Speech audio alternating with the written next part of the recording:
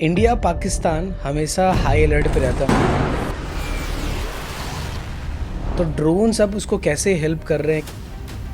अभी वॉर में बहुत तरीके के ड्रोन यूज़ हो रहे हैं, लेकिन उसमें जो मेजर टॉप 3 हैं, फर्स्ट हमारा एक ड्रोन है तपस। वो 28,000 फीट तक के सीलिंग पर जा सकता है। वहां से आपको वो लाइव डेटा प्रोवाइड कर सकता है कि कहाँ पे एक्टिविटी हो रही है या कहीं टेररिस्ट तो नहीं है। सेकंड जो ड्रोन यूज़ हो रहा है आपका नागास्त्र।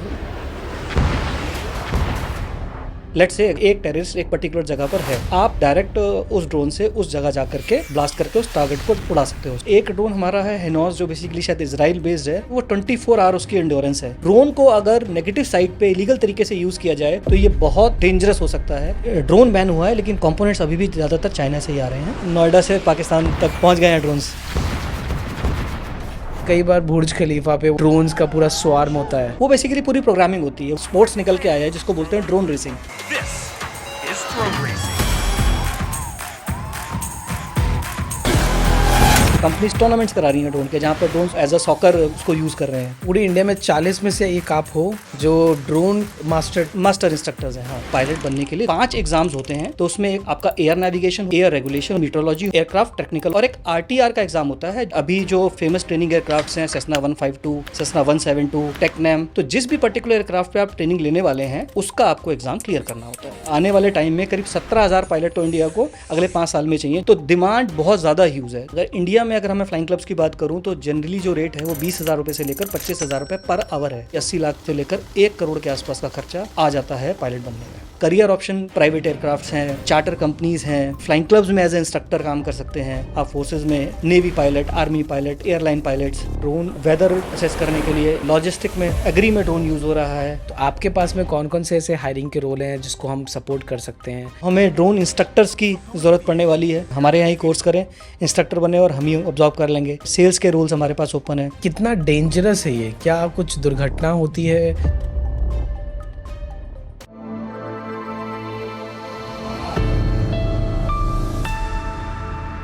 आज हमने बात किया है मिस्टर दीपक अग्रवाल से, जो कि को फाउंडर है फ्लैप वन एविएशन के। उन्होंने इंडिया और पाकिस्तान के वॉर में जो ड्रोन यूज हुए हैं उसका पूरा एप्लीकेशंस और यूजेस के बारे में डीप डाइव किया है। ड्रोन लाइसेंस में कितना कॉस्ट आता है, कैसे कोई ड्रोन लाइसेंस लेता है, क्या उसको ट्रेनिंग करनी पड़ती है, सर्टिफाइड होने के बाद किस तरह की उनकी सैलरी होती है, कहाँ कहाँ जॉब्स लगते हैं। प्लस हमारे पास में जॉब्स भी उनके तरफ से बहुत सारे आए हैं, जैसे ड्रोन के पायलट्स, इंस्ट्रक्टर्स। ड्रोन इंस्ट्रक्टर वो हायर कर रहे हैं, सेल्स के काफ़ी बंदे वो हायर करें, क्योंकि उनके 1 साल के अंदर उनके 10 से ऊपर सेंटर्स खुलने वाले हैं। तो वो सारे हर तरह के सेल्स ऑपरेशंस के रोल हैं। R&D में जो काम कर रहे हैं ड्रोन इंडस्ट्री में, उसके लिए उनके पास रिक्वायरमेंट है। सेल्स में उनके पास रिक्वायरमेंट है, जो हम जॉब डिस्क्रिप्शन इस वीडियो के डिस्क्रिप्शन में डाल देंगे। ये आपका पूरा एविएशन इंडस्ट्री, एयरक्राफ्ट, ड्रोन्स का 101 है, from a actual drone and aviation expert, जो बहुत सारे पायलट्स को ट्रेन करते हैं ऑन ग्राउंड, और उनके स्टूडेंट्स डिफरेंट कमर्शियल पायलट्स बन चुके हैं। Thousands and thousands of pilots are there in industry. So enjoy the show. Welcome Deepak, आपका कंपनी अक्की चैनल में स्वागत है। थोड़ा सा अपने जर्नी के बारे में बताइए। आपका एविएशन ड्रोन में आपका जर्नी कैसे स्टार्ट हुआ है? तो बेसिकली हम लोग 18 टर्न हुए, पापा ने बाइक लेके दे दी। तो मैं और मेरा एक फ्रेंड हम लोग गुड़गांव की तरफ निकल गए गेड़ी मारने, जैसे दिल्ली के लड़के जाते हैं। ठीक है। और जैसे ही हम एयरपोर्ट के पास पहुंचे तो एक प्लेन ऊपर से बहुत क्लोज हमारे गुजर रहा था। ओके। तो आई टोल्ड माई फ्रेंड कि यार रुकते हैं, एक बार देखते हैं। मुझे बहुत अच्छा सा लगा, हम वहाँ रुके, वो मैंने प्लेन देखा। तो दैट डे मेरे मन में बड़े सवाल जागने लगे कि ये प्लेन कैसे उड़ता है। मैंने इतनी बड़ी बर्ड आप देख रहे हो फर्स्ट टाइम, अब इतना क्लोज, उससे पहले मैंने इतना क्लोज प्लेन को नहीं देखा था। तो तब से प्लेन का मतलब एविएशन में इंटरेस्ट आने लग गया। मैंने थोड़ा थोड़ा पढ़ना शुरू कर दिया बुक्स उसके रिगार्डिंग। तो फिर पता चला दिल्ली में सफदरजंग में दिल्ली फ्लाइंग क्लब करके एक प्लेस है जहाँ पे पायलट्स ट्रेन किए जाते हैं। 2002 में मैंने अपनी ग्रेजुएशन पूरी करी और मैं सीधा दिल्ली फ्लाइंग क्लब पहुंच गया इंक्वायरी करने। तो वहाँ पता चला कि पायलट बनने के क्या क्या स्टेप्स होते हैं। आपको मेडिकल क्लियर करना होता है, आपको फ्लाइंग आवर्स कंप्लीट करने होते हैं, वेरियस लाइसेंसेज होते हैं, जैसे एसपीएल होता है student pilot licence, then PPL होता है private pilot licence, then CPL होता है कमर्शियल पायलट लाइसेंस। सबके अपने अपने प्रिविलेजेस हैं, सबका अपना अपना कोर्स ड्यूरेशन है। तो आई थॉट कि यार मेरे को बहुत फैसिनेटिंग लग रहा है ये। और मैं घर गया, मैंने बात करी अपने फादर से। तो हमारा उस समय सैनिटरी गुड्स की मैन्युफैक्चरिंग का बिजनेस हुआ करता था। तो पापा ने कहा कि ठीक है, तुम्हारी चॉइस है, तो मैं आगे आगे तो तुम्हें बिजनेस ही करना है। लेकिन अगर तुम एज अ हॉबी ये करना चाहते हो हम्म तो तुम कर सकते हो। तो पीपीएल जो अप्रोप्रिएट लग रहा था मुझे, PPL stands for private pilot licence, वो आपको अनेबल करता है कोई भी प्लेन अपने हॉबी के लिए उड़ाने के लिए। तो आप उससे कमर्शियली अर्न नहीं कर सकते, एयरलाइन में नहीं जा सकते, उसके लिए कमर्शियल पायलट लाइसेंस चाहिए होता है। तो मैंने फिर 2004 में पटियाला, मेरे नियरेस्ट था दिल्ली में जो फ्लाइंग क्लब ऑपरेशनल था उस समय, तो मैंने पटियाला एविएशन क्लब में वहाँ पर एडमिशन ले लिया फॉर द पीपीएल कोर्स, और हमारी ट्रेनिंग स्टार्ट हो गई। वहीं पर मेरे जो एग्जिस्टिंग फ्लैप वन एविएशन में को फाउंडर है कैप्टन नवरंग सिंह, उनसे मैं फर्स्ट टाइम मिला। वो अपने सीपीएल एनरोलमेंट के लिए वहाँ आए हुए थे, हम लोग फर्स्ट टाइम वहीं मिले थे। अच्छा 2007 तक शायद मैंने पार्ट में चंक्स में जाता था, जैसे जैसे टाइम मिलता था मैं अपना फ्लाइंग के लिए जाता था, आता था। तो मैंने अपना लाइसेंस कंप्लीट करा वहाँ से पीपीएल के लिए। तो ये पीपीएल जो है यही लेके रखे थे रतन टाटा जी, उनका भी प्राइवेट ही चला सकते थे ना, कमर्शियल तो शायद वो नहीं चलाते थे। उनका बाद में उन्होंने सीपीएल इशू कराया था। तो रतन टाटा जी कमर्शियल पायलट चला सकते थे। हाँ, चला सकते थे। और इसमें डिफरेंस क्या होता है पीपीएल और सीपीएल के? आवर्स का डिफरेंस होता है? आवर्स का डिफरेंस होता है। जनरली देखिए, लॉ तो ये कहता है कि 40 आवर्स पर आप पीपीएल इशू करा सकते हैं, बट जब आप पीपीएल की ट्रेनिंग कर रहे होते हैं तो उसमें बहुत सारी एक्सरसाइज होती हैं, बहुत सारे एस्पेक्ट्स होते हैं, तो वो जनरली करते करते स्टूडेंट को 40 से 60 आवर्स के आसपास का टाइम लग जाता है। और सीपीएल में आपको 200 आवर्स करने होते हैं फ्लाइंग। तो वो डिपेंड करता है बच्चा कैसा परफॉर्म कर रहा है। तो जनरली 200 से लेकर 220 घंटे के बीच में सीपीएल की फ्लाइंग हो जाती है। और जैसे ही आप सीपीएल का लाइसेंस इशू करवा लेते हैं, DGCA, director general of civil aviation, जो मिनिस्ट्री ऑफ सिविल एविएशन के अंडर आता है, वो आपको ये लाइसेंस इशू करके देता है। उसके बाद आप किसी भी एयरलाइन में, किसी भी प्राइवेट चार्टर में as a commercial pilot apply कर सकते हैं, और आप वहाँ पर जॉब कर सकते हैं as a pilot first officer. तो स्टार्ट कैसे होता है? पहले कौन सा एग्जाम होता है सबसे? तो सबसे पहला स्टेप है कि आपको डीजीसीए से कंप्यूटर नंबर इशू कराना है। कंप्यूटर नंबर का एक एप्लीकेशन फॉर्म होता है, आप उस एप्लीकेशन फॉर्म को फ्री ऑफ कॉस्ट ले सकते हैं, डीजीसीए की साइट से भी डाउनलोड कर सकते हैं। उसके बाद आप उसको फिल करके डीजीसीए को सबमिट कर दीजिए, आपका कंप्यूटर नंबर इशू हो जाएगा। कंप्यूटर नंबर इशू होने का मतलब है कि अब आप एलिजिबल हैं डीजीसीए के एग्ज़ाम्स देने के लिए, जो पायलट बनने के लिए देने पड़ते हैं। तो पीपीएल जो है सो वो ग्रेजुएशन करना मस्ट है, या सिर्फ 10th 12th वैसा कुछ भी करके हम स्टार्ट कर सकता है कोई स्टूडेंट? अगर आप पीपीएल परस्यू करना चाहते हैं तो आप 10th के बाद भी कर सकते हैं। अच्छा 16 ईयर्स जो है बेसिकली वो एज रिक्वायर्ड होती है पीपीएल के लिए। ओके तो हम नेक्स्ट लाइसेंस की बात कर रहे थे, जो कि है सीपीएल कमर्शियल पायलट लाइसेंस। ठीक है। और इसकी कुछ रिक्वायरमेंट्स होती हैं, वो मैं पहले बता देता हूँ। 12th मैंडेटरी है सीपीएल करने के लिए। फिजिक्स और मैथमेटिक्स 2 सब्जेक्ट हैं, वो क्लियर होने चाहिए। ये 2 रिक्वायरमेंट जब आपकी पूरी हो जाती है, मिनिमम 18 ईयर्स ऑफ एज होता है सीपीएल का लाइसेंस इशू कराने के वक्त। प्राइमरली 5 एग्जाम्स होते हैं जो हमको देने होते हैं अगर हमको सीपीएल का कोर्स करना है। तो उसमें एक आपका एयर नेविगेशन होता है, एयर रेगुलेशन होता है, एविएशन मीटरोलॉजी होता है, एयरक्राफ्ट टेक्निकल होता है, और एक आरटीआर का एग्ज़ाम होता है जो कम्युनिकेशन के लिए होता है। और इसके अलावा एक एग्ज़ाम और होता है जिसको हम लोग टेक्निकल स्पेसिफिक बोलते हैं। बेसिकली वो टेक्निकल एग्ज़ाम का ही पार्ट बी होता है। आप जो भी प्लेन पे, जिस भी एयरक्राफ्ट पे आप ट्रेनिंग लेना चाहते हैं, जैसे इंडिया में अभी जो फेमस ट्रेनिंग एयरक्राफ्ट्स हैं, सेस्ना 152, सेस्ना 172, टेक्नैम, तो जिस भी पर्टिकुलर एयरक्राफ्ट पे आप ट्रेनिंग लेने वाले हैं उसका आपको एग्ज़ाम क्लियर करना होता है। और साथ ही साथ आपका एक मेडिकल का प्रोसेस चलता है, क्योंकि पायलट के लिए क्लास 1 मेडिकल रिक्वायरमेंट होती है। तो क्लास 1 से मेरा मतलब क्या है कि जैसे डीजीसीए के कुछ डेजिग्नेटेड डॉक्टर्स होते हैं, पहले आप वहाँ पर जाते हैं, अपना क्लास 2 मेडिकल कराते हैं। अच्छा क्लास 2 मेडिकल कराने के बाद वो आपकी मेडिकल फाइल, जिसको हम लोग पीएमआर भी बोलते हैं, वो डीजीसीए में सबमिट कर दी जाती है। पीएमआरबी क्या होता है? PMR is basically pre medical report. तो डॉक्टर्स के थ्रू वो आपका डीजीसीए में सबमिट कर दिया जाता है। उसके बेसिस पे डीजीसीए आपको एक मेडिकल असेसमेंट इशू करता है। उस मेडिकल असेसमेंट के बेस पे आपको क्लास 1 मेडिकल के लिए अप्लाई करना होता है। वो generally air force and army stations जो होते हैं, मेडिकल जहाँ पर होते हैं, वहाँ पर होता है वो। और कुछ प्राइवेट एंटिटीज़ भी अप्रूव्ड हैं क्लास 1 मेडिकल करने के लिए। तो जब आप ये पूरा लगभग इंडिया में 6 से लेकर 12 महीने तक का प्रोसेस है, तो ये पैरेलली आप कर सकते हैं। कंप्यूटर नंबर का प्रोसेस आपने स्टार्ट कर दिया, आपने मेडिकल का प्रोसेस स्टार्ट कर दिया, साथ ही साथ आपको ग्राउंड स्कूल में एडमिशन लेना होता है अपने इन सब्जेक्ट्स को प्रिपेयर करने के लिए। जैसा फ्लैप 1 में हम बच्चों को ग्राउंड स्कूल की तैयारी कराते हैं, तो बच्चे हमारे पास जब आते हैं तो हम उनको पूरा प्रोसेस थ्री प्रोसेस एक साथ गाइड करते हैं कि कंप्यूटर नंबर का प्रोसेस भी उसी समय इनिशिएट करते हैं। पहले मेडिकल क्लास 2 करा लेते हैं, क्योंकि अगर गॉड फॉरबिड किसी के साथ कोई मेडिकल इशू है तो वो पहले ही हाईलाइट हो जाए, बिकॉज ये एक बहुत कॉस्टली कोर्स है। तो हम ये प्रेफर करते हैं कि स्टूडेंट का मेडिकल वाला क्लास 2, जनरली क्लास 2 अगर बच्चे का क्लियर होता है तो क्लास 1 में चांसेस बहुत रेयर हो जाते हैं, क्योंकि क्लास 2 में बहुत सारी चीज़ें फिल्टर हो जाती हैं और बहुत से मिथ्स होते हैं बच्चों को, तो वो भी मेडिकल में दूर हो जाते हैं। कुछ बच्चे का, एक बच्चा मेरे पास आया, मैं काउंसलिंग कर रहा था उनकी एडमिशन के रिगार्डिंग, तो इस सेट की सर मेरे को 6th में ना बोन फ्रैक्चर हो गया था हाथ में, तो क्या मैं पायलट बन सकता हूँ? कुछ बच्चों का होता है कि मैं ग्लास यूज़ करता हूँ, तो क्या मैं पायलट बन सकता हूँ? हाइट से रिलेटेड क्वेश्चंस होते हैं बच्चों के कि हमारी हाइट कम है, पायलट्स की हाइट तो बहुत ज़्यादा होती है। बहुत सारे ऐसे मेडिकल मिथ्स हैं। आंसर भी बता ही दीजिए आप। हाँ, ये आप बिल्कुल कर सकते हैं। अगर आपका विद ग्लास भी 6x6 विज़न है, तो आप पायलट बन सकते हैं। कमर्शियल फ्लाइंग में हाइट का कोई रोल नहीं है। हाइट कुछ भी हो, आप पायलट बन सकते हैं। तो ये सारी चीज़ें फ़िल्टर आउट हो जाती हैं। फिर बच्चों का हम ग्राउंड स्कूल शुरू कराते हैं, एग्ज़ाम्स का प्रिपरेशन शुरू कराते हैं।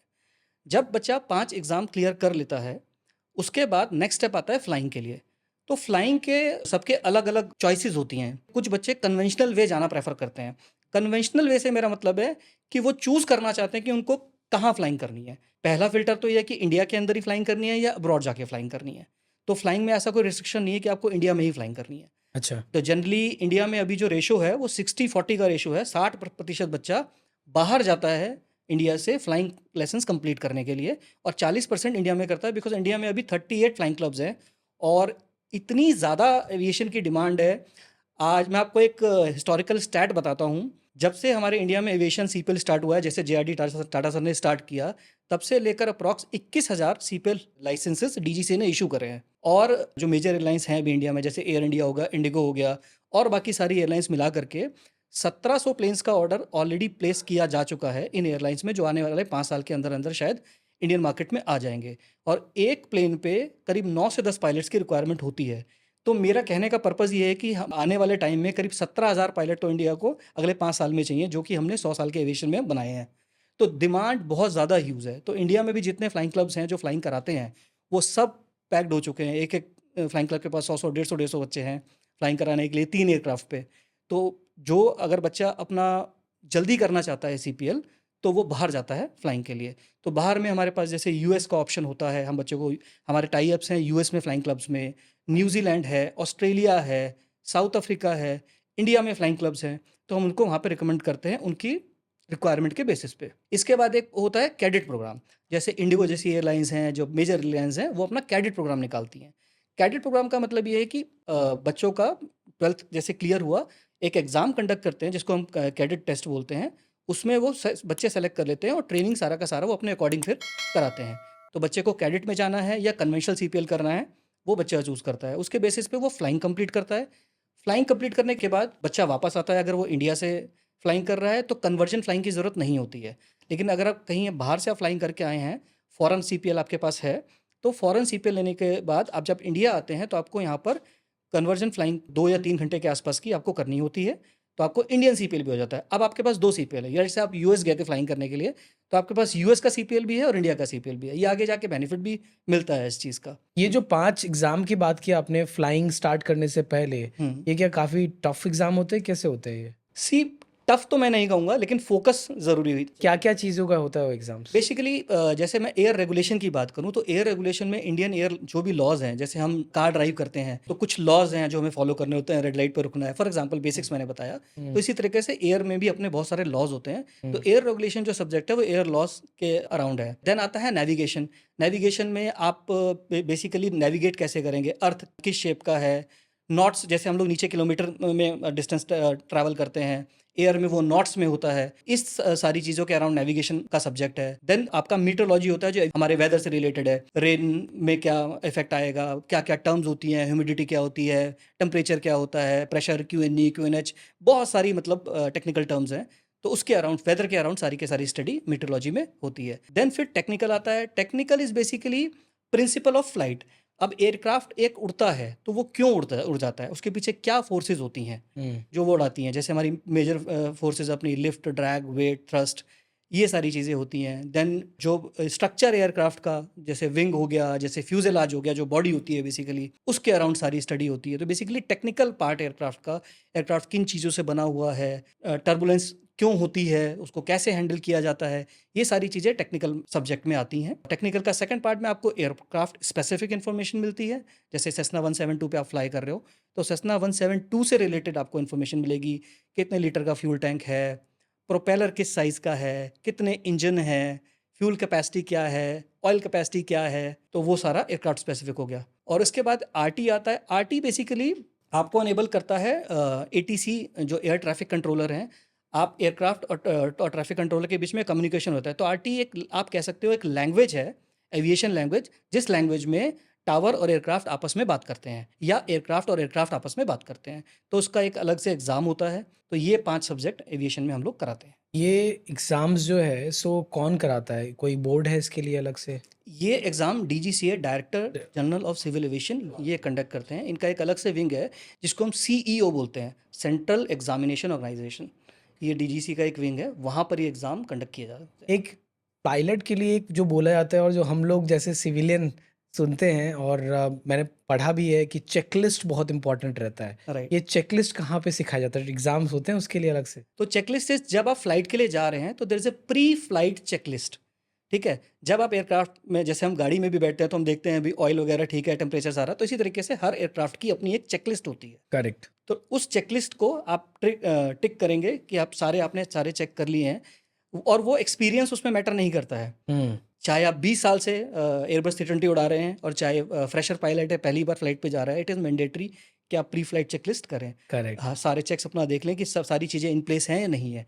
तो this is pre flight checklist. इसी तरीके से इन फ्लाइट चेकलिस्ट होती है, पोस्ट फ्लाइट चेकलिस्ट होती है। तो चेकलिस्ट बहुत इंपॉर्टेंट है। ओके, तो ये आपने एग्ज़ाम्स दिया, इस एग्ज़ाम्स को देने में कितना कॉस्ट आता है? इस एग्ज़ाम्स को देने में तो बेसिकली फ़ीस बहुत नॉमिनल है जो डीजी से चार्ज करता है।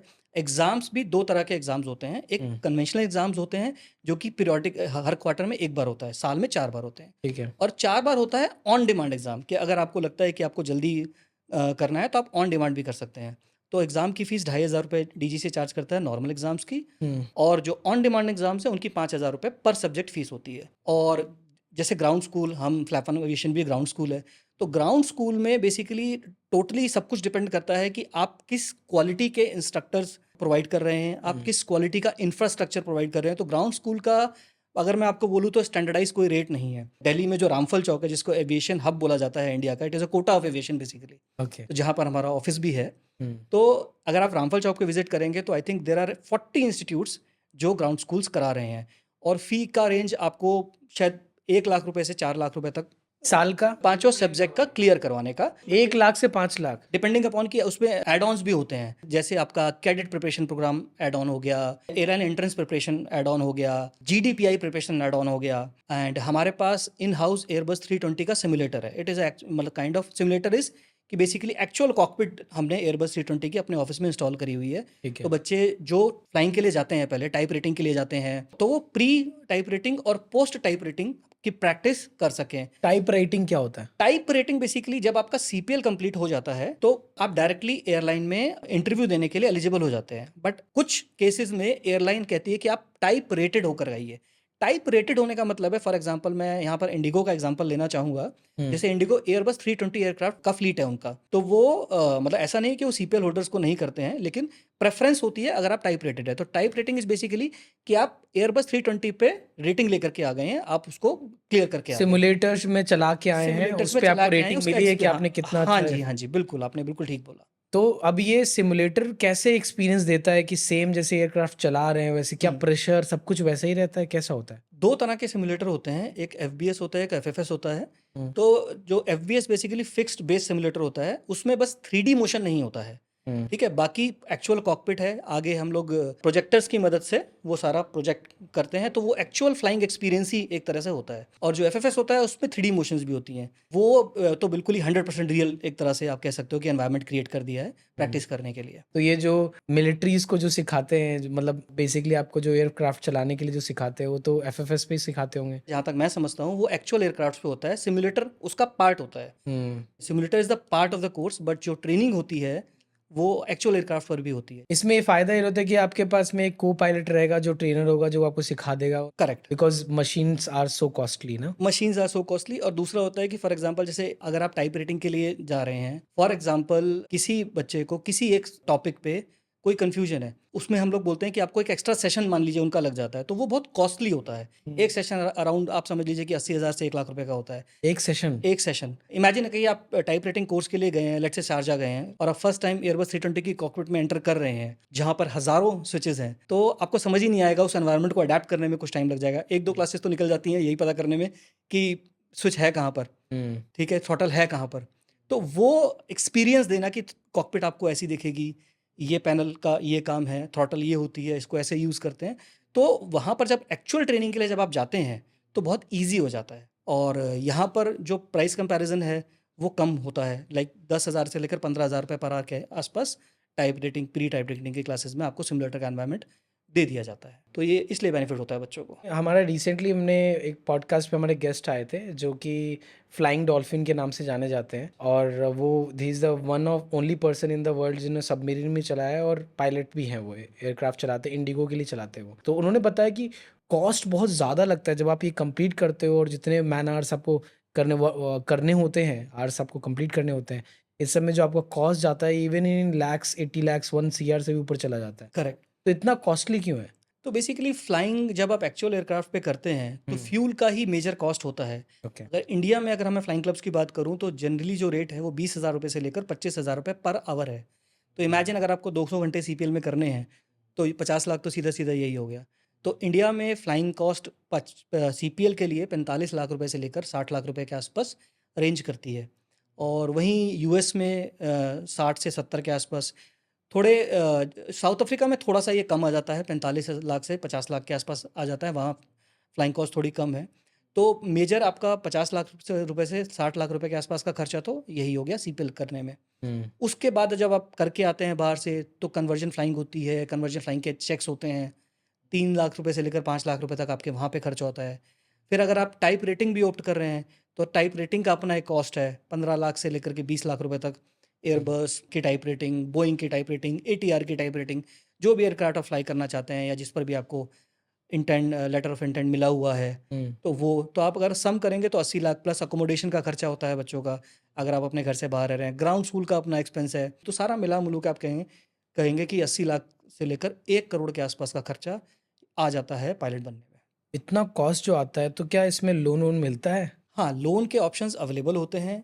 Basically education loan with collateral ही होता है इसमें, बट लोन अवेलेबल होते हैं। लोन में कहीं कोई प्रॉब्लम नहीं है। क्योंकि 1 crore I am sure that middle class बच्चा भी नहीं ले पाएगा, इतना ज़्यादा कॉस्ट अगर देना है। और ये कितने साल में ये पूरा कॉस्ट लग जाता है? ये बिल्कुल डिपेंड करता है बच्चे की परफॉर्मेंस पे। हमारी एक स्टूडेंट थी, उसने फर्स्ट अटेम्प्ट में 5 एग्जाम क्लियर कर दिए थे, तो आप कह सकते हैं कि 3 महीने के अंदर उसके सारे एग्जाम क्लियर हो गए थे अच्छा। जनरली। लेकिन अगर मैं एवरेज अगर बात करूं तो 2 अटेम्प्ट से 3 अटेम्प्ट मैक्सिमम बच्चों को लगते हैं 5 एग्जाम क्लियर करने में। तो आप ये कह सकते हैं कि थ्योरी का पार्ट क्लियर करने में बच्चों को 6 महीने से लेकर 9 महीने तक का समय लग जाता है। तो थ्योरी कंप्लीट करने में तो ज़्यादा कॉस्ट वैसे भी नहीं आता, मेन तो जो कॉस्ट आएगा वो उसके बाद आएगा। एग्जाम्स के बाद आता है जब आप फ्लाइंग स्टार्ट करते हैं। और ये 200 घंटे आप बोल रहे हो, राइट? हाँ जी। तो 200 घंटे कंप्लीट करने का मतलब कितने साल, 1 साल से तो ऊपर लगना चाहिए? लगभग 9 महीने से लेकर 15 महीने तक का समय लगता है। अगर एक डिसेंट स्पीड से आप परफॉर्म कर रहे हैं तो 9 महीने से लेकर 12 महीने तक का समय या 15 महीने तक का मैक्सिमम आप मान सकते हैं समय लगता है। इसमें क्या इंस्ट्रक्टर्स ग्रेड भी करते हैं उनको फ्लाइंग के लिए, या सिर्फ आवर्स कंप्लीट करने होते हैं? नहीं, इंस्ट्रक्टर ग्रेड भी करते हैं और होन भी करते हैं स्किल्स, बीच बीच में स्किल टेस्ट भी होते हैं।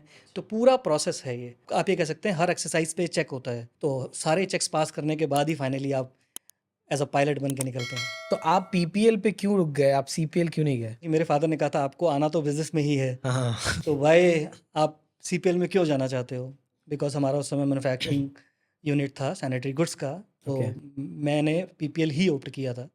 करना चाहता था मैं CPL, लेकिन देन फिर मैंने डिफरेंट रास्ता चूज कर लिया। लोगों को सिखा रहे हो? हाँ, अब हम लोगों को सिखा रहे हैं। तो ओवरऑल अगर मैं देखूं तो क्या फ़ायदा है अगर हमारा यूथ इंडिया जो भी फ्लाइट का पायलट बनना चाहे, कमर्शियल या फिर प्राइवेट, राइट, इवन आर्मी में जाना चाहे फॉर एयरफोर्स पायलट, राइट, तो क्या करना चाहिए और क्यों जाना चाहिए? फ्लाइंग एक है ना, आप कह सकते हैं कि पैशन है। अब जैसे फॉर एग्जांपल मैं एज अ पैसेंजर अगर बात करूँ तो प्लेन में अगर मैं लॉन्ग फ्लाइट में बैठा हूँ 4 घंटे 6 घंटे तो बोर हो जाते हैं। इनिशियली लगता है कि बहुत अच्छा है, और अगर पैशन नहीं है तो फ्लाइंग मतलब डिफ़िकल्ट भी है। फ्लाइंग में आप तभी आइए अगर आपको लगता है कि फ्लाइंग आपका पैशन है।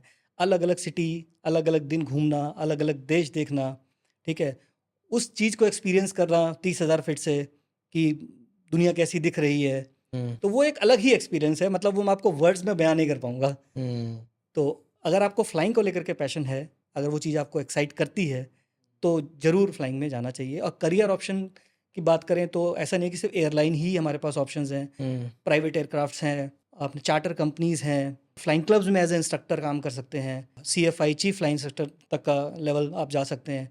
तो फ्लाइंग में भी बहुत सारे ऑप्शंस हैं, ऐसा नहीं है कि ओनली एयरलाइन ही है। प्रेफरेंस जनरली एयरलाइंस रहती है सब बच्चों की, आई एक्सेप्ट दैट, लेकिन ऑप्शंस बहुत सारे हैं। देन फिर अपना फोर्सेस हैं, आप फोर्सेस में navy pilot, army pilot, airline pilots बहुत सारे हैं। अगर आपको देश को भी सर्व करना है और फ्लाइंग भी करनी है, ड्यूल पर्पस है, तो बहुत कमिटमेंट चाहिए होती है उन चीज़ों के लिए। अगर आपको लगता है कि जनरली आपको वो करना है तो ही फ्लाइंग में परस्यू करना चाहिए। सो ये कोई एज लिमिट होता है इसमें कि आप उसके बाद आप एग्ज़ाम्स दे के और ये फ्लाई नहीं कर सकते हो? जनरली CPL के लिए कोई एज लिमिट नहीं है, मैक्सिमम CPL होल्डर 65 ईयर्स तक फ्लाइंग कर सकते हैं। तो अच्छा। एंट्री की बेसिकली एज सच कोई एज लिमिट नहीं है, बट इट इज़ रिकमेंडेड कि अगर आप 25 से पहले या मैक्सिमम 30 से पहले CPL कंप्लीट कर लें तो ज़्यादा अच्छा है। वरना कोई लिमिट ऐसे नहीं है? लिमिट एज सच कोई नहीं है। हमारे बहुत सारे ऐसे स्टूडेंट्स होते हैं जो एयरफोर्स से रिटायर होने के बाद में CPL करने आते हैं, तो वो ऑप्शन अवेलेबल है। अच्छा, कितना डेंजरस है ये? क्या कुछ दुर्घटना होती है? कहीं कोई ऐसा केस होता है कि स्टूडेंट मतलब ऑब्वियसली ऊपर आफ्टर फॉर डूइंग आवर्स उसके बीच में उनका कुछ हादसा हो गया, ऐसा भी होता है क्या? बहुत रेयर इंसिडेंट्स हैं, हम्म कंप्लीटली हम इस बात को ओमिट नहीं कर सकते कि कुछ नहीं होता है। हम्म एक दो इंसिडेंसेस हुए भी हैं। अल्टीमेटली जब आप एयरक्राफ्ट फ्लाई कर रहे हो, इट्स अ मशीन, तो हम्म मशीन में कभी भी फॉल्ट आ सकता है। तो हम उसको 100% ओमिट तो नहीं कर सकते, बट जिस तरीके से हमारी गवर्नमेंट ने ये अपने ट्रेनिंग स्ट्रक्चर को रोबस्ट बनाया हुआ है, मल्टीपल चेक्स होते हैं। एयरक्राफ्ट जैसे फ्लाइंग पे जाता है तो उससे पहले DI, उसको बोलते हैं डेली इंस्पेक्शन, हम्म इंजीनियर्स चेक करके आपको एयरक्राफ्ट देते हैं। देन पायलट अपने चेक्स करता है, ठीक है। तो बहुत रोबस्ट सिस्टम बना हुआ है, लेकिन स्टिल मैं ये बिल्कुल नहीं कह सकता कि हाँ होता ही नहीं है। फ्लाइट लर्निंग के टाइम पे एयर ट्रैफिक कंट्रोल के साथ तब भी कोऑर्डिनेशन होता होगा? बिल्कुल हाँ, या जिस एयरपोर्ट पे या जिस फ्लाइंग क्लब में आप फ्लाइंग कर रहे हैं, अगर वहाँ ATC यूनिट अवेलेबल नहीं है तो ग्राउंड RT होता है बेसिकली इंस्ट्रूमेंट, जिसके थ्रू पायलट्स आपस में बात करते हैं। जो लोग middle class, lower middle class के बच्चे हैं हम्म। और उनको पायलट बनना है, तो उनके पास कोई अल्टरनेटिव नहीं है क्योंकि कॉस्ट बहुत ज़्यादा हैवी है? कॉस्ट आई अंडरस्टैंड कि हैवी है, करीब 80 लाख रुपए से लेकर 1 करोड़ रुपए तक के आसपास का लग जाता है। बट कुछ स्टेट्स में स्टेट गवर्नमेंट्स की स्कीम्स हैं जहाँ पर स्टेट्स CPL ट्रेनिंग को, कहते हैं ना कि एलिजिबल बच्चे हैं, उनको एड प्रोवाइड करती है। तो आप अपनी स्टेट्स में अगर आप करना चाहते हैं तो आप अपनी स्टेट में चेक करिए कि क्या कोई ऐसा स्कीम है गवर्नमेंट की जो आपको CPL करने में मदद कर सके फाइनेंशियली, तो आई एम श्योर कि होगी। एयरक्राफ्ट कोर्स जो ट्रेनिंग आप लेते हो पायलट बनने के लिए, उसका कितना कॉस्ट आता है? हम लोग जो बेसिकली ग्राउंड क्लासेस प्रोवाइड करते हैं, अगर खाली मैं ग्राउंड क्लासेस की बात करूं तो हम लोग चार्ज कर रहे हैं 3,25,000 rupees 3,25,000। For all subjects. Yes, इसमें क्या वो इनिशियल 5 एग्जाम्स के लिए? इनिशियल 5 एग्ज़ाम्स होते हैं और एक एडिशनल एग्ज़ाम होता है एयरक्राफ्ट स्पेसिफिक, मैंने जो आपको बताया था वो होता है। प्लस इसमें एंड टू एंड गाइडेंस होती है बच्चे को, वेदर उसको कंप्यूटर नंबर अप्लाई करना हो, उसको मेडिकल का प्रोसेस से गुजरना है, हर स्टेप पे हम साथ होते हैं। एग्ज़ाम कब फिल करें, कब फॉर्म आएगा, कब आपको फिल करना है, डिपेंडिंग अपॉन जब हम बच्चे का काउंसलिंग कर रहे होते हैं तो उस समय हमें थोड़ा आइडिया हो जाता है कि बच्चे को हमें क्या सजेस्ट करना चाहिए कि आप 5 एग्ज़ाम की तैयारी एक साथ करो या 2-2 करके करो, स्प्लिट में करो। तो उस जगह बच्चे का असेसमेंट करके उसको हेल्प करना कि आप 5 एक साथ करो, आप 2 करो, आप ये वाला करो, आप नेविगेशन पहले लो, आप टेक्निकल पहले लो, तो इस जगह हेल्प होती है। प्लस जब वो एग्ज़ाम क्लियर करके बच्चा आ जाता है तो यहाँ पर सबसे बड़ा कन्फ्यूजन बच्चे को क्रिएट होता है कि सर अब मैं फ़्लाइंग कहाँ पे करूँ, ठीक है। तो फ़्लाइंग आप इंडिया में करो, आप US में करो या न्यूजीलैंड में करो, या आप कैडेट प्रोग्राम चूज़ करो, depending upon financials, depending upon choices. अब एक बच्चे का मेरे को एग्जांपल याद आ रहा है, उसने बोला सर मुझे तो चाहे कन्वेंशनल करा दो CPL या कैडेट करा दो, मुझे तो न्यूजीलैंड ही जाना है फ़्लाइंग करने। जब आपको न्यूजीलैंड ही जाना है फ़्लाइंग करने तो आपको कन्वेंशनल ही करना पड़ेगा।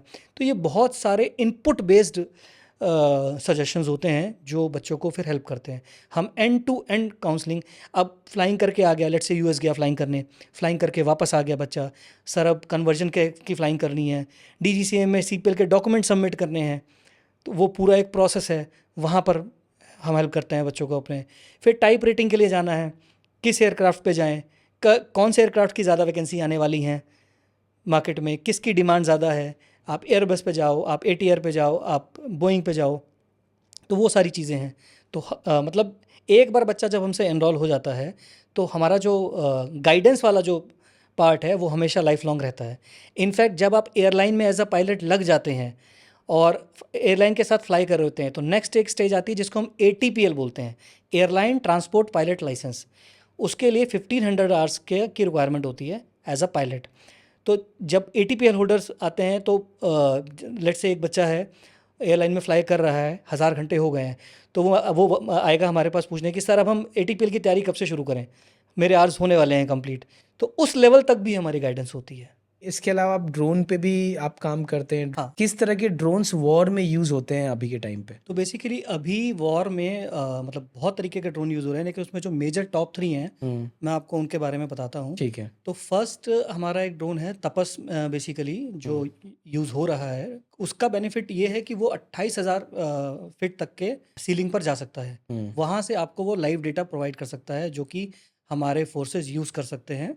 लाइव स्ट्रीमिंग आपको मिल रही है कि कहाँ पे एक्टिविटी हो रही है, या कहीं टेररिस्ट तो नहीं है, या जो भी आपको बॉर्डर जैसे पंजाब राजस्थान के बॉर्डर्स पे आपको एक्टिविटीज़ चेक करनी है, सारा सब कुछ करना है, तो उस ड्रोन के बेसिस पे कर सकते हैं। वो सर्वेलेंस ड्रोन है। वो सर्वेलेंस ड्रोन है बेसिकली। ठीक है। और सेकंड जो ड्रोन यूज़ हो रहा है आपका नागास्त्र यूज़ हो रहा है। नागास्त्र की क्या कैपेबिलिटी है, वो टारगेट को जा करके, जैसे आपके पास टारगेट है, आपको पता है कि लेट्स से एग्जांपल के तौर पे एक टेररिस्ट एक पर्टिकुलर जगह पर है और आपके पास उस लोकेशन के कोऑर्डिनेट्स हैं, तो आप डायरेक्ट उस ड्रोन से उस जगह जा करके ब्लास्ट करके उस टारगेट को डिमोलिश कर सकते हो, उड़ा सकते हो उस टारगेट को बेसिकली। ठीक है। देन एक ड्रोन हमारा है हेनोस, जो बेसिकली शायद इजराइल बेस्ड है। उसकी कैपेबिलिटी ये है कि वो 24 आवर उसकी एंड्योरेंस है। तो जहाँ पर आपके मिशंस, जहाँ लॉन्ग आवर मिशंस हो, नाइट में आपको यूज़ करना हो, ऐसे बहुत से एरियाज हैं हमारे बॉर्डर एरियाज के पास में जहाँ पर ह्यूमन जाना पॉसिबल नहीं है ड्यू टू टेरर इश्यूज, तो वहाँ पर वो ड्रोन आपको नाइट में, डे में, सारी चीज़ें, क्योंकि एंड्योरेंस है तो वो आपको सब प्रोवाइड कर सकता है। डिफरेंट डिफरेंट पेलोड्स यूज़ करके हम लोग उसको कर सकते हैं। एरियल फोटोग्राफी के अलावा और क्या चीज़ें ड्रोन को इनोवेटिवली आगे यूज़ किया जाएगा या कर सकते हैं आपके हिसाब से? एरियल फोटोग्राफी के अलावा ड्रोन अभी करंट में अगर मैं बात करूँ तो बहुत जगह यूज़ हो रहा है। जैसे फ़ोटो और वीडियो तो एक ही तरह के आउटपुट हो गए। ड्रोन बेसिकली वेदर असेस करने के लिए यूज़ हो रहा है, लॉजिस्टिक में ड्रोन यूज़ हो रहा है, एग्री में ड्रोन यूज़ हो रहा है। आप मिलिट्री को ट्रेनिंग देते हो ड्रोन्स का, तो क्या क्या ट्रेनिंग में होता है, क्या प्रोसीजर होता है? तो बेसिकली उसमें ट्रेनिंग एंड लाइसेंसिंग 2 पार्ट होते हैं। तो ट्रेनिंग में तो बेसिकली कैसे ड्रोन ऑपरेट करना है, कुछ पर्टिकुलर एक्सरसाइजेज होती हैं कि लेट्स से अगर आपको ड्रोन से सर्कल बनाना है तो आप किस तरीके से बनाएंगे, ड्रोन को आपको वर्टिकल फ्लाई करना है तो आप कैसे करेंगे, स्लांट फ्लाई करना है तो कैसे करेंगे, फिगर ऑफ 8 होती है जो जो बेसिकली DGCA का मैंडेट है। कुछ ट्रेनिंग के कुछ DGCA ने एक्सरसाइज हम लिस्ट बनाई हुई है, तो उसके अराउंड ट्रेनिंग होती है। उसके बाद पर्सन स्पेसिफिक और एरिया स्पेसिफिक बेसिकली ट्रेनिंग होती है। फॉर एग्जांपल अगर मैं आर्मी की बात करूं तो वो ये जानना चाहते हैं कि बेसिकली आप किस तरीके से एक ड्रोन को सर्वेलांस के लिए यूज़ कर सकते हो, उसमें कौन कौन से कैमरे होंगे, किस कैमरे की क्या कैपेबिलिटी होगी। अगर एक एरिया को हमको मैप करना है, लेट्स से टेररिज्म की स्टडी करनी है कि ये टेररिज्म कैसा है, तो वो किस तरीके से होगा, इस तरीके की ट्रेनिंग दी जाती है। देन आपको कोऑर्डिनेट्स किस तरह लॉक करने हैं, ऑटोमेशन फॉर एग्जांपल। अब हम ड्रोन तो मैनुअल फ्लाई करते हैं, अब अगर आपको ऑटोमेट करना है ड्रोन को कि लेट्स से एक पर्टिकुलर जगह पे आपने ड्रोन रखा, आपने बोला कि इस पर्टिकुलर टाइम पे ड्रोन टेक ऑफ हो जाए, एक पर्टिकुलर आपका जो आपने रूट बोलते हैं हम उसको रूट मिशन प्लानिंग बोला जाता है बेसिकली। आपने मिशन प्लान किया कि ड्रोन एक पर्टिकुलर एरिया पे जाए, ये रूट फॉलो करता हुआ और वहाँ जा करके इतना टाइम बिताए और वापस आए, दैट इज़ कॉल्ड ऑटोमेशन। तो ऑटोमेशन सिखाते हैं, मतलब जिस जिस पर्पज़ से स्टूडेंट जो जो ड्रोन यूज़ कर रहा है वो उसी के अराउंड ट्रेनिंग, स्पेशलाइज्ड ट्रेनिंग बोलते हैं इसको। तो हमारे पास सिक्योरिटी स्पेशलाइज्ड ट्रेनिंग है, अपना एग्रीकल्चर स्पेशलाइज्ड ट्रेनिंग है, सर्वे मैपिंग स्पेशलाइज्ड ट्रेनिंग है, FPV ड्रोन्स की स्पेशलाइज्ड ट्रेनिंग्स हैं। तो इस तरीके की ट्रेनिंग्स अलग होती हैं। क्या एक पर्सन एक ही ड्रोन को एक बार में हैंडल करना होता है या फिर मल्टी ड्रोन हैंडलिंग भी कंट्रोल होता है? मल्टी ड्रोन हैंडलिंग भी हो सकती है, बट उसको प्रोग्राम करके रखना पड़ता है। जैसे कई बार बुर्ज खलीफा पे वो अलग अलग मल्टीपल ड्रोन्स का पूरा ड्रोन स्वार्म शोज होता बोला है। जाता है हाँ, उनको। हाँ। तो उसमें हजारों ड्रोन एक साथ टेक ऑफ वो करते कैसे हैं। होता है? वो बेसिकली पूरी प्रोग्रामिंग होती है, वो पूरा प्रोग्राम डिज़ाइन होता है एक तरह से कि किस तरीके से करना है। उसके डिफरेंट डिफरेंट सॉफ्टवेयर्स आते हैं, तो उस पर आप डिज़ाइन करके आप उसको एग्जीक्यूट कर सकते हैं। ओके, सो वो कोई पर्टिकुलर पर्सन रन नहीं कर रहा होता है, वो सिस्टम से उसको लॉक करके उसके बाद पर्सन उसको डिज़ाइन करता है, हम्म सिस्टम उसको रन कर रहा है। ये एफपीवी क्या होता है? एफपीवी में क्या करते हैं? FPV stands for basically first person view. Let's say एक बर्ड आई व्यू अगर मैं लेमन टर्म में बात करूं तो एक गैजेट होता है जो कि आप अपने आई पे लगाते हैं और आपका जो ड्रोन है, जो कैमरा आपने उस ड्रोन पे लगा रखा है, उस कैमरे का व्यू आपको अपने उस गैजेट पे मिल गया। तो बेसिकली लेट्स से अगर मैं 28th फ्लोर पर मैंने अपना ड्रोन को पहुंचा दिया, तो विंडो में अगर मुझे देखना है कि अंदर क्या दिख रहा है तो मैं अपने उस गैजेट में देख सकता हूँ। तो बेसिकली एफपीवी ड्रोन्स का की कैपेबिलिटी ये होती है कि आप दूर की चीज़ें देख सकते हैं उस गैजेट के थ्रू। कैसे यूज होता है ये? इसका मॉडलिंग में बहुत यूज़ होता है, जैसे कार मॉडलिंग वगैरह होती है, जैसे फॉर एग्जांपल रेस चल रही है, अब कार के पीछे अगर कोई कैमरा लेके भाग रहा है तो वो पॉसिबल नहीं है, बट अगर एफपीवी ड्रोन यूज़ कर रहा है तो वो ट्रैक कर सकता है कि कार कहाँ कहाँ जा रही है। ड्रोन के साथ कैमरा जा रहा है। और आजकल आपको मैं एक इंडिया में बहुत इंटरेस्टिंग स्पोर्ट्स निकल के आया है जिसको बोलते हैं ड्रोन रेसिंग, तो वो भी एफपीवी कैमरास के बेस पे होती है। तो टूर्नामेंट्स हो रहे हैं, कंपनीज टूर्नामेंट्स करा रही हैं ड्रोन के, जहाँ पर ड्रोन सॉकर तो हर खिलाड़ी अपना अपना ड्रोन उड़ाता है और वो एज अ सॉकर बेसिकली उसको यूज़ कर रहे हैं। तो आजकल ये भी ट्रेंड चल रहा है। सॉकर कैसे खेल रहे हैं? ड्रोन मतलब एक आपका ड्रोन हो गया जो बेसिकली एज अ बॉल, उसमें एक नेट टाइप का होता है कवर, जो ड्रोन कवर हो जाता है तो एक बॉल की तरह एक्ट करता है, और बाकी जो प्लेयर्स हैं उनका ड्रोन भी एज अ प्लेयर की तरह एक्ट करता है और उसको वो एज अ सॉकर खेलते हैं। और उस समय जब मैंने ट्रेनिंग करी, जो बेसिकली इंस्ट्रक्टर्स के कोर्स होते हैं वो भी नहीं होते थे, तो मैं one of the few instructors बना इंडिया में जिनके पास मीडियम पर भी टीटीटी की रेटिंग है अभी, जो मास्टर इंस्ट्रक्टर्स हैं बेसिकली, जो इंस्ट्रक्टर्स बना सकते हैं। कितने लोग अभी होंगे master instructor? Master instructors I think 40 या 50 लोग होंगे पूरे इंडिया में अभी। पूरे इंडिया में 40 में से एक आप हो हाँ। जो ड्रोन मास्टर इंस्ट्रक्टर्स हैं, हाँ, जो इंस्ट्रक्टर बना सकते हैं। इंस्ट्रक्टर्स बना सकते हैं, और 10 इंस्टीट्यूट हैं शायद जिनके पास ये अप्रूवल है कि वो मास्टर इंस्ट्रक्टर का कोर्स रन कर सकते हैं, जिसमें फ्लैपन एविएशन एक है। अब तक शायद हम लोग 1000 पायलट, ड्रोन पायलट्स बना चुके हैं और लगभग 250 इंस्ट्रक्टर्स रेडी कर चुके हैं। आप ये बताओ, रेगुलेशन क्यों आया इसमें? क्या रीजन था, क्या नीड था रेगुलेशन लाने का इसमें? मेरा मानना है कि ये बहुत अच्छा स्टेप था, बिकॉज जैसे ही सारी टेक्नोलॉजीज आती हैं जिसके पॉजिटिव साइड भी होते हैं और नेगेटिव साइड भी होते हैं, ड्रोन को अगर नेगेटिव साइड पे इलीगल तरीके से यूज़ किया जाए तो ये बहुत बड़ा डेंजरस हो सकता है। तो इसके अराउंड रेगुलेशन आना ज़रूरी था, और वो 2021 में आया। प्रॉपर ट्रेनिंग का स्ट्रक्चर बना, किस तरीके से आप आरपीटीओ एस्टैब्लिश करोगे, किस तरीके से आप ड्रोन ट्रेनिंग करोगे, किस तरीके से आप ड्रोन में अपना करियर बना सकते हो। अब ये करियर अपॉर्चुनिटीज़ है। हम लोग 1 लाख प्लस ड्रोन पायलट बनाने की बात कर रहे हैं 2030 तक, जो हमारे प्राइम मिनिस्टर का विजन है कि हमें इंडिया को ड्रोन पर हब बनाना है, और 1 लाख पायलट हमको कम से कम उसमें चाहिए। अभी क्या अर्निंग मिल जाती है जो लोग ये ट्रेनिंग करके पायलट बन जाते हैं? ड्रोन पायलट जो बेसिकली अगर मैं कहूँ तो स्टार्टिंग सैलरी जो है ड्रोन पायलट की, वो 20,000 रुपये से लेकर 25,000 रुपये तक स्टार्टिंग हो जाता है, और ये सैलरी 1 लाख रुपये तक भी जाती हैं, डिपेंडिंग अपॉन आपका मंथली, यस, डिपेंडिंग अपॉन आपका एक्सपर्टीज़ और आपका एक्सपीरियंस। तो ये जो 1 लाख रुपए तक मंथली सैलरी लेंगे ड्रोन पायलट, उसको कितने आवर्स का एक्सपीरियंस चाहिए? इसमें आपकी एक्सपर्टीज़ भी मैटर करती है कि आप कितने एफिशिएंट पायलट हैं। लेट्स से अगर आपको एक 5 मिनट का एक सर्वे करके आना है, आप उसमें आप कितना टाइम लगा रहे हैं, कितना रिसोर्सेज यूज़ कर रहे हैं, कैसा आउटपुट दे रहे हैं, तो वो सारी चीज़ें, बहुत सारी चीज़ें डिपेंड करती हैं उस चीज़। कंपनी कितना वैल्यू कर रही है उस कंपनी पर्टिकुलर कितना वैल्यू कर रही है उस चीज़ को। ड्रोन कितने हाइट तक उड़ सकता है? इंडिया में ड्रोन उड़ाने के लिए ना, हमारे पूरे इंडिया को 3 जोन्स में डिवाइड किया गया है। एक रेड जोन, येलो जोन और ग्रीन जोन। तो ग्रीन जोन 400 फीट तक, ग्राउंड से 400 फीट तक की हाइट का जितना भी एरिया है, ये ग्रीन जोन में आता है। फिर येलो जोन होते हैं, जैसे एयरपोर्ट आपके हो गया, एयरपोर्ट के आसपास का जो एरिया है वो सारा येलो जोन के अंडर आता है। और फिर रेड जोन होता है जो बेसिकली इंपॉर्टेंट बिल्डिंग, पार्लियामेंट हो गया, वहां पे नहीं उड़ा सकते? उड़ा सकते हैं लेकिन परमिशन के साथ उड़ा सकते हैं। रेड जोन में उड़ाने के लिए आपको परमिशन की रिक्वायरमेंट होती है सेंट्रल गवर्नमेंट से। येलो जोन में उड़ाने के लिए आपको एटीसी से परमिशन लेनी पड़ती है। ग्रीन जोन में उड़ाने के लिए आपको कहीं कोई परमिशन लेने की जरूरत नहीं है।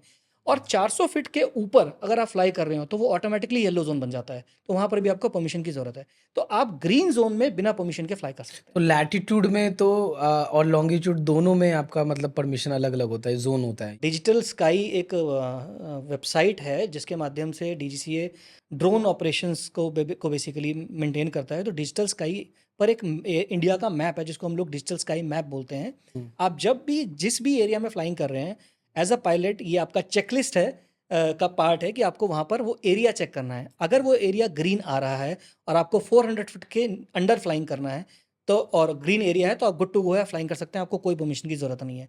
अगर वो एरिया येलो जोन में आ रहा है या रेड जोन में आ रहा है तो आप प्रायर परमिशन के साथ ही फ्लाई कर सकते हैं। और अगर नहीं किया तो? नहीं किया तो वो पनिशेबल है एज पर द लॉज।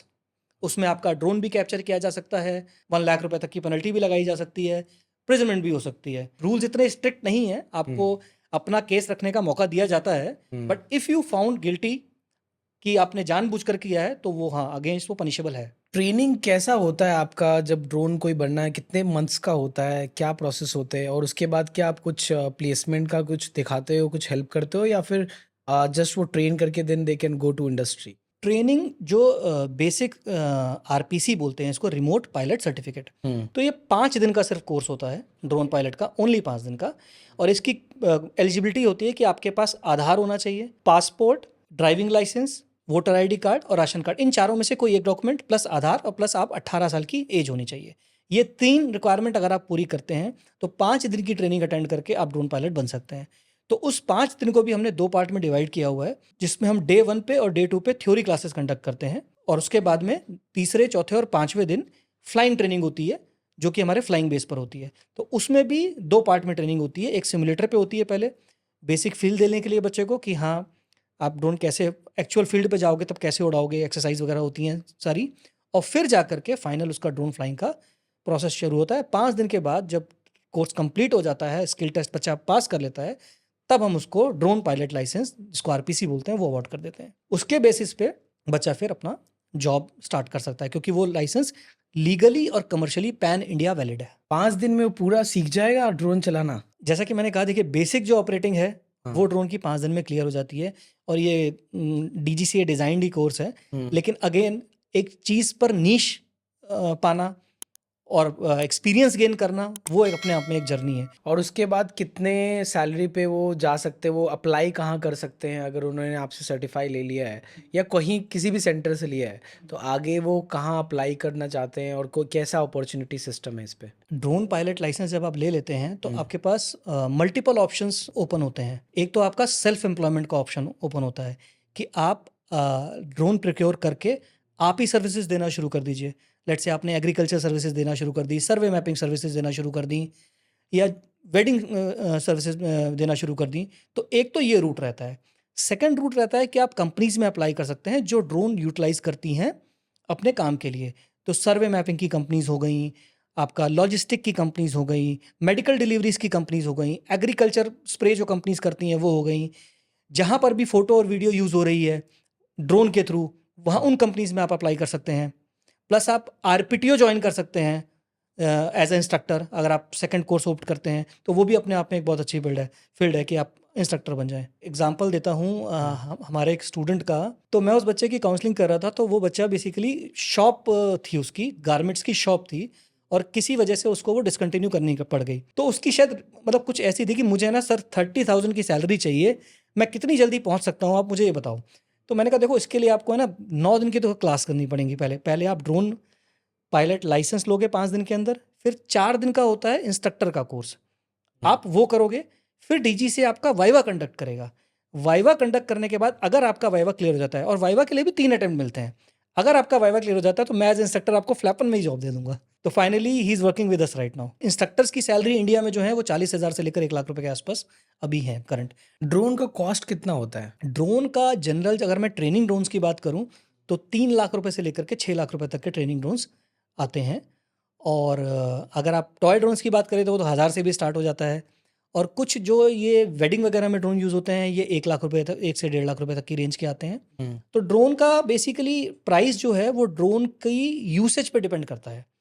अगर आप फोटो और वीडियो के लिए ड्रोन यूज़ कर रहे हो तो आप 1 से 1.5 लाख का बजट मान के चलो। अगर आप सर्वे मैपिंग के लिए यूज़ कर रहे हो ड्रोन तो 3 से 5 लाख का बजट मान के चलो। एग्री ड्रोन्स 4 लाख से 6 लाख के आसपास आ जाते हैं। बेसिक जो ड्रोन्स मीडियम कैटेगरी के आते हैं, जिनका 10 किलो पेलोड होता है, तो वो सब सारे हैं। बाकी इनके जो पेलोड्स होते हैं वो कॉस्टली होते हैं। पेलोड्स मतलब कैमरा, सेंसर्स। लेट्स से आपको आरजीबी कैमरा यूज़ करना है, आप किस 30 मेगापिक्सल का आप कैमरा यूज़ कर रहे हो, 50 का कर रहे हो, 10 का कर रहे हो, तो बहुत वेरिएशन है। तो एग्जैक्ट प्राइस बताना कि ड्रोन का, तो मैं आपको एवरेज बता दिया है, बाकी पेलोड्स पर डिपेंड करता है। लाइडार अगर होगा और बहुत हाई क्वालिटी लाइडार होगा तो वो 50 लाख का भी आएगा ड्रोन वो। तो डिपेंड करता है कि उसका यूसेज क्या है, उसमें कंपोनेंट क्या है। ये बहुत लुक्रेटिव बिजनेस लगता है मुझे अभी जिस हिसाब से मैं समझ रहा हूँ, क्योंकि 30-40 हज़ार रुपये महीना अगर स्टार्टिंग सैलरी मिल रहा है किसी को 5-6 दिन अच्छे से ट्रेन होने के बाद, तो it's not a bad deal. और आप वो 1 लाख तक भी जा सकते हो अगर आपने उसमें एक्सपर्टीज बनाया है। आप मेरा ख्याल इंडिया में कोई भी कोर्स उठा के देख लीजिए, 5 दिन के बाद जो आपको लीगली लाइसेंस प्रोवाइड कर रहा है हाँ कि आप जॉब कर सकते हो हाँ एज अ पायलट, हाँ। मुझे नहीं लगता कि कोई भी ऐसा कोर्स है 5 दिन के बाद 6 दिन आपको जॉब के लिए आप एलिजिबल हो जाओ इंडिया में। तो इस समय रियली ये एक बहुत बढ़िया अपॉर्चुनिटी है हम्म, उन लोगों के लिए जिनका फ्लाइंग में इंटरेस्ट है, ड्रोन में इंटरेस्ट है, टेक में इंटरेस्ट है। बट अगेन मेरा एक एडवाइस रहेगा आपके व्यूअर्स को, हमारे व्यूअर्स को, कि सिर्फ आरपीसी करके आप स्टार्ट कर सकते हो, हम्म। लेकिन आपको अगर वो 1 लाख तक की सैलरी पर पहुंचना है तो आपको अपना नीश चुन करके उस पर काम करना पड़ेगा। अभी सबसे आगे कौन है ड्रोन में एज अ कंट्री? ये बताना थोड़ा डिफिकल्ट होगा, बट मुझे लगता है कि इजराइल और यूएस बहुत अच्छा कर रहे हैं। और मैंने टर्किश ड्रोन का आपको नाम लिया था, अचीनी का, अभी तक मैंने सुनी नहीं है कि 6000 रेंज है किसी ड्रोन की। तो हमारा कॉम्पिटिटिवनेस बढ़ाने के लिए ड्रोन हब बनना है, अगर जैसे आप बोल रहे हो नरेंद्र मोदी जी उस पर काफ़ी ज़्यादा फोकस दे रहे हैं, तो हमें क्या करना पड़ेगा अभी? मेरा फर्म बिलीव है कि हमको जो कंपोनेंट्स जो जैसे हम इंपोर्ट कर रहे हैं ताइवान से, चाइना से, तो बैन हो गया है, लेकिन ड्रोन बैन हुआ है, लेकिन कंपोनेंट्स बैन नहीं हुए हैं अभी। कंपोनेंट्स अभी भी ज़्यादातर चाइना से ही आ रहे हैं।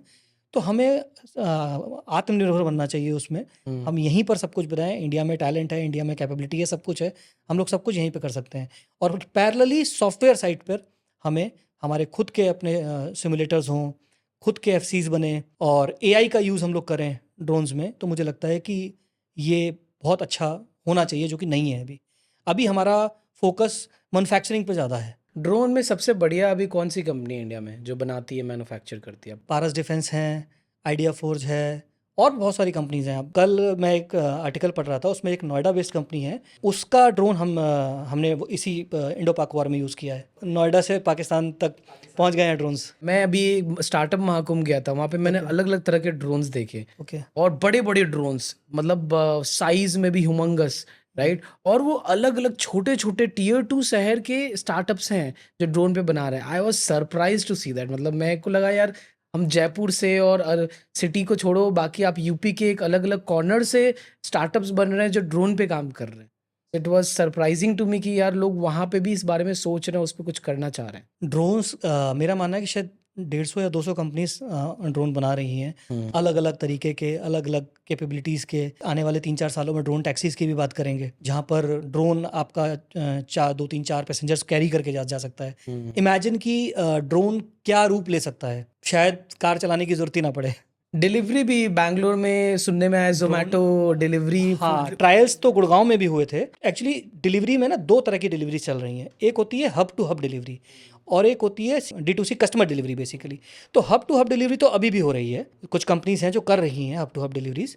गुड़गांव में, दिल्ली में ब्लड सप्लाई के लिए इमरजेंसीज के केस में ये काफ़ी ज़्यादा यूज़ हो रहा है, दिल्ली में ही यूज़ हो रहा है। हाँ, ठीक है, लेकिन अभी सीधा डायरेक्ट जैसे हम जोमेटो पे ऑर्डर करते हैं और हमारे घर खाना आ जाता है, वो नहीं हो रहा है। एक हब से दूसरे हब पे अपना सामान पहुंचाने के लिए ड्रोन्स अभी भी यूज हो रहे हैं। There are companies were actively doing this. तो वहां तक हम लोग आ गए हैं। वहाँ तक आ गए हैं। मेरे ख्याल से बहुत एफिशिएंसी अनलॉक हो रहा है इससे, क्योंकि आपके cost of labour, manpower to cost of petrol, everything, transportation आपका बच रहा है। अभी सबसे बड़ा चैलेंज ड्रोन में ये है, अगर मैं स्पेशली रोटर क्राफ्ट की बात करूं, तो उनकी एंड्योरेंस सिर्फ 30 मिनट से लेकर 45 मिनट, मैक्सिमम 60 मिनट है। तो ये एक बहुत बड़ा चैलेंज है। जैसे मैंने कहा ना कि R&D पे काम करने की बहुत ज़रूरत है अभी, तो ये एक बहुत बड़ा चैलेंज है जो सॉल्व करना है। ड्रोन के लाइसेंस के लिए जो कोर्स होता है, इसका कितना कॉस्ट चार्ज करते हैं? ड्रोन के लाइसेंस के लिए जो स्मॉल RPC है उसके लिए हम लोग 25,000 रुपीज़ चार्ज कर रहे हैं, और मीडियम लाइसेंस के लिए हम लोग 30,000 रुपीज़ चार्ज कर रहे हैं, और इंस्ट्रक्टर कोर्स के लिए हम लोग 45,000 रुपीज़ चार्ज कर रहे हैं। तीनों कोर्स में क्या डिफरेंस होता है और फुल फॉर्म भी बताइए। Small RPC basically small category का ड्रोन होता है, जो कि जो लाइसेंस आपको 25 किलो तक के ड्रोन उड़ाने का प्रिविलेज देता है। और अगर आप मीडियम कैटेगरी का लाइसेंस आप तब लेते हैं जब आपका पर्पस लॉजिस्टिक या एग्रीकल्चर हो, जहाँ पर आपको हैवी पेलोड्स की ज़रूरत पड़ती है या लॉजिस्टिक में सामान एक जगह से दूसरी जगह पहुँचाना है, तो मीडियम कैटेगरी का आरपीसी रिमोट पायलट सर्टिफिकेट आप करते हैं। जो टीटीटी कोर्स है वो इंस्ट्रक्टर्स के लिए होता है जो आरपीटीओ में एज अ ड्रोन इंस्ट्रक्टर काम करना चाहता है या अपना आरपीटीओ ओपन करना चाहता है, हमारे पास ट्रेनिंग के लिए आया है। क्योंकि जब आप आरपीटीओ ओपन करते हैं तो आपको मिनिमम 2 इंस्ट्रक्टर हायर करने होते हैं या आपकी टीम में, फाउंडिंग टीम में 2 इंस्ट्रक्टर्स होने चाहिए। Recreational drones and commercial drones में क्या डिफरेंस होता है? रिक्रिएशनल ड्रोन्स बेसिकली हॉबी के लिए यूज़ होते हैं, जहाँ पर आप ड्रोन एज अ हॉबी उड़ा रहे हो, आपको अपनी फ़ोटो खींचनी है, आप वीडियो रिकॉर्ड करना चाहते हो। और कमर्शियल ड्रोन्स का कमर्शियल एप्लीकेशंस के लिए यूज़ होता है, सर्वे में यूज़ हो रहा है, मैपिंग में यूज़ हो रहा है, डिलीवरी के लिए यूज़ हो रहा है, लॉजिस्टिक के लिए यूज़ हो रहा है, एग्रीकल्चर के लिए यूज़ हो रहा है, सिक्योरिटी के लिए यूज़ हो रहा है, पावर इंस्पेक्शन के लिए ड्रोन यूज़ हो रहा है, जो पावर लाइन की इंस्पेक्शंस होती है। तो बहुत बहुत तरीके से यूज़ होता है इसका। जैसे बहुत सारे बच्चे लोग ऐसे ही ड्रोन खरीद लेते हैं और फिर उड़ाना चालू करते हैं ट्रायल एंड एरर से, राइट? कितना ज़रूरी है एक कोर्स करना और कंप्लीटली समझना और उसके बाद उड़ाना? डिपेंड करता है। अगर आपका पर्पस है ड्रोन फ्लाई करना एज ए हॉबी और आपका ड्रोन 250 ग्राम से अंडर है, तो आपको लाइसेंस की ज़रूरत नहीं है अगर आप उसको एज ए हॉबी फ्लाई कर रहे हैं। अगर आप कमर्शियली फ्लाई कर रहे हैं तब तो आपको लाइसेंस चाहिए ही चाहिए। इंडिया पाकिस्तान हमेशा हाई अलर्ट पे रहता है, उनके बॉर्डर्स, राइट? तो ड्रोन्स अब उसको कैसे हेल्प कर रहे हैं? क्या अब आर्मीज, नेवीज, जितने भी हमारे फोर्सेस हैं, क्या वो ड्रोन्स को यूज़ कर रहे हैं, चाहे वो सी पे हो या फिर आपके जनरली तो जो लैंड होता है उस पे, तो ये हेल्प कर रहा है? जो इनका रेगुलर इंस्पेक्शन होता है बेसिकली, उसके लिए भी वो यूज़ कर रहे हैं डे टू डे। जो कि पहले मैनुअल हुआ करता था, कोई सैनिक जा करके पर्टिकुलर एक पोस्ट पर चेक कर रहा है उसको, और वहाँ अगर कोई एरिया ऐसा है जहाँ इनएक्सेसिबल है, वहाँ जा करके यूज़ हो रहा है। नेवी में वॉचिंग के लिए भी ड्रोन यूज़ होता है। तो ये सारे यूसेज हो रहे हैं। आप को फाउंडर हैं फ्लैप वन एविएशन के, तो आपने कंपनी कैसे बनाई? क्या आपका विजन था इसके लिए, बताइए। इसका सिंपल विजन ये था कि जब डीजीसीए के रूल्स आए, ड्रोन रूल्स 2021, तो एक होड़ सी चल पड़ी कि हाँ भाई आरपीसी करना है, आरपीसी करना है, आरपीसी करना है। तो मुझे एक गैप नज़र आया, खाली आरपीसी करने से पर्पस सॉल्व नहीं होगा, आगे आगे जाके ये कॉम्पिटिटिव होता रहेगा। तो हमें बेसिकली क्या करना है कि हमको स्पेशलाइजेशन क्रिएट करनी थी, फ्यूचर रेडी करना है बेसिकली स्टूडेंट्स को। तो इसलिए हमें लगा कि जो ट्रेनिंग में जो गैप है, और हमारा एविएशन का बैकग्राउंड जो था, हमें लगता है कि जब हम एयरक्राफ्ट में करते हैं तो हम ड्रोन में भी ये चीज़ करें। तो वहाँ से सीड स्टार्ट हुआ था कि जब स्टूडेंट ने आकर के हमको बोला कि मैं ड्रोन आरपीसी करना तो चाहता हूँ, लेकिन मेरा सोल पर्पज़ ये है कि मेरे को जॉब लग जाए मेरी, वरना तो क्या फ़ायदा करने का। खाली आरपीसी आपको जॉब के लिए एलिजिबल बनाता है, मतलब एनेबल बनाता है। You are now certified but you are not qualified, because आपने ड्रोन उड़ाना तो सीख लिया है, लेकिन उसके क्या एप्लीकेशंस हैं, उसका सॉफ्टवेयर क्या है, फ़्लाइट प्लान आप कैसे भरते हो। तो उस समय वो चीज़ें बच्चों को नहीं पता होती थी। तो हमारा जो बेसिकली मिशन था वो यही था कि we want to unlock futures basically. तो इसलिए हमने आरपीटीओ अपना स्टार्ट किया। अभी कितनी बड़ी टीम है आपकी? अभी हमारी, अगर आप ड्रोन विंग की बात करें तो हमारे वी आर अराउंड 40 पीपल, और वी हैव 3 सेंटर्स लाइव और 4 coming up in the coming months. तो कहाँ कहाँ सेंटर है आपके? एक तो हमारा सोनीपत में है, जो हमारा पहला सेंटर है, जिस पर हमारे पास इंस्ट्रक्टर अप्रूवल्स भी हैं। दूसरा सेंटर हमारा गुड़गांव में है। तीसरा हमारा एक पार्टनर सेंटर है जो कि मिर्ज़ापुर में है, और बाकी 4 सेंटर्स हम लोग लेकर के आने वाले हैं, जिसमें उज्जैन है, रोहतक है, बाराबंकी है, देहरादून है।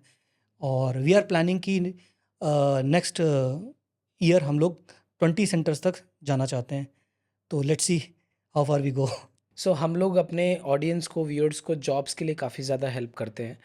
हर कंपनीज जो हमारे गेस्ट आते हैं उसमें हम उनको जॉब्स दिलवा पाएँ, जो भी रोल्स उनके लाइव हों। तो आपके पास में कौन कौन से ऐसे हायरिंग के रोल हैं जिसको हम सपोर्ट कर सकते हैं via audience referral? Flap one aviation में बेसिकली हम लोग जैसे जैसे एक्सपेंड कर रहे हैं सेंटर्स में, तो हमें ड्रोन इंस्ट्रक्टर्स की ज़रूरत पड़ने वाली है। तो आई वेलकम योर व्यूवर्स की जो आना चाहें हमारे यहाँ ही कोर्स करें, इंस्ट्रक्टर बने, और हम ही ऑब्जॉर्व कर लेंगे। प्लस सेल्स में हमें, बिकॉज हम टीम एक्सपैंड कर रहे हैं, सेंटर एक्सपैंड कर रहे हैं, तो हमें सेल्स भी उस हिसाब से एक्सपैंड करनी पड़ेगी। तो हमारे सेल्स के रोल्स हमारे पास ओपन है। एंड R&D में हम लोग बहुत बिलीव करते हैं। तो अगर इंडिविजुअल चाहता है कि मुझे ड्रोन में बहुत इंटरेस्ट है, थोड़ा बहुत काम किया हुआ है ड्रोन के अराउंड, और R&D करना चाहता है या किसी पर्टिकुलर प्रोडक्ट पे R&D कर रहा है, तो हमारे साथ आई एम वेलकमिंग कि वो आए और हमारे साथ अपना R&D को कंटिन्यू करे। तो we can take him on role as well. So हम ये रोल्स आपसे लेंगे, जेडी, जॉब डिस्क्रिप्शन और पूरा बिल्कुल रोल बिल्कुल। डिटेल्स। हाँ। हम अपने ऑडियंस के लिए वो उनको इनेबल करेंगे, हम उनको डालेंगे उनके जॉब डिस्क्रिप्शन रोल्स के बारे में। और जो भी एप्लीकेशंस आएंगे हम बेसिकली देंगे और आप उसको इंटरव्यूज़ के लिए आगे फर्दर कर सकते हैं। Definitely definitely. Thank you so much for giving so much insights on drone, aviation, aircraft. बहुत ज़्यादा कुछ इसमें सीखने को है इंडिया को, राइट। राइट? बहुत ही न्यू टेक्नोलॉजीज़ है, पिछले 5-6 साल में ड्रोन का प्रॉपर सिस्टम बना है, बिल्कुल। राइट? तो बहुत सारे लोग के लिए बहुत न्यू चीज़ें हैं, तो बहुत सारे लोग को इसमें इसके वजह से इंटरेस्ट भी होगा और वो लर्न भी करेंगे आपके एक्सपर्टीज से। Thank you. मुझे भी बहुत मज़ा आया आपसे बात करके। एंड आगे जाके हम और चीज़ें, अगर हमारे क्वेश्चंस आते हैं ऑडियंस के, तो हम आपके साथ शेयर करेंगे उनके डेफिनेटली साथ आगे definitely. Update. Thank you. Thank you so much. दोस्तों, हम बहुत सारे अच्छे अच्छे एक्सपर्ट्स को लेकर के आते हैं ताकि हम बहुत सारा नॉलेज हर एक इंडस्ट्री का आपको दे पाएँ। कंपनी की चैनल का एक ही गोल है कि हम आपको जॉब्स दिलवा पाएँ, हम आपको पूरा इंडस्ट्री का डीप डाइव दे पाएँ फ्रॉम डिफरेंट इंडस्ट्री एक्सपर्ट्स। हमारा 2 सेगमेंट्स हैं जिसमें हम अपने पॉडकास्ट को करना चाहते हैं। 2 जॉनर मैं बोलूँगा, एक है हम फाउंडर्स को लाएँगे जिन्होंने कुछ सिग्निफिकेंट बिज़नेस बनाया है, उनको उसके लर्निंग मिली है जो हम आप तक पहुँचा पाएँ। दूसरा है जो एक्सपर्ट्स हैं, उनके थ्रू हम आपको बहुत सारा लर्निंग उस डिफरेंट रोल के बारे में कर पाएँ। हर इंसान किसी न किसी जॉब और करियर में इन्वॉल्व है। हमारा गोल है कि हम उस एक्सपर्ट ओपिनियन को हम ला कर के दे पाएँ ताकि आप अपना जॉब और बेहतर कर सकें। आप किसी इंडस्ट्री में मूव करना चाहते हैं तो हम उसमें आपको सपोर्ट कर पाएँ through different knowledge and experience what we provide from these experts. इसके अलावा हम जॉब्स दे पाएँ, तो ये अकेला चैनल है जो न ही सिर्फ आपको गाइडेंस दे रहा है, लर्निंग दे रहा है फ्रॉम एक्सपर्ट्स, बट हम आपको जॉब्स भी दे रहे हैं। अगर आप हमारे पॉडकास्ट में हर वीडियो में जाकर के देखेंगे तो हर एक पॉडकास्ट में हमारे जॉब्स होते हैं जिस पे हम रियल लाइव एप्लीकेशंस जॉब्स ले रहे हैं और हम उसको पॉडकास्ट के गेस्ट के साथ में शेयर कर रहे हैं ताकि वो उसे हायर कर पाए। तो प्लीज़ हमारा चैनल को सपोर्ट कीजिए, सब्सक्राइब कीजिए और हमारे डिस्क्रिप्शन को चेक कीजिए, इस पॉडकास्ट को, वीडियो को देखिए ताकि आपको इसके फाउंडर के बारे में पता चले, आपको पता चले कि क्या-क्या जॉब्स हैं वो जो हायर कर रहे हैं और वो नॉलेज के साथ आप एप्लीकेशंस पे अप्लाई करें ताकि आप वो इंटरव्यू भी क्रैक कर पाएँ। और इसके थ्रू अगर आपको हम कुछ भी तरीके से हेल्प कर पा रहे हैं तो please share your support, you share your love by subscribing and sharing it with your family, friends and in the community. Thank you so much. So far हमें बहुत सारा सपोर्ट आप लोगों से मिला है और ये हमें बहुत मोटिवेट करता है, हमारी टीम को बहुत मोटिवेट करता है कि हम इसे और आगे अच्छे से अच्छे एक्सपर्ट्स के साथ लेके आएँ और आपको उसका नॉलेज दें, आपको उसका पूरा इंसाइट्स दें और जॉब्स भी दें। Thank you so much.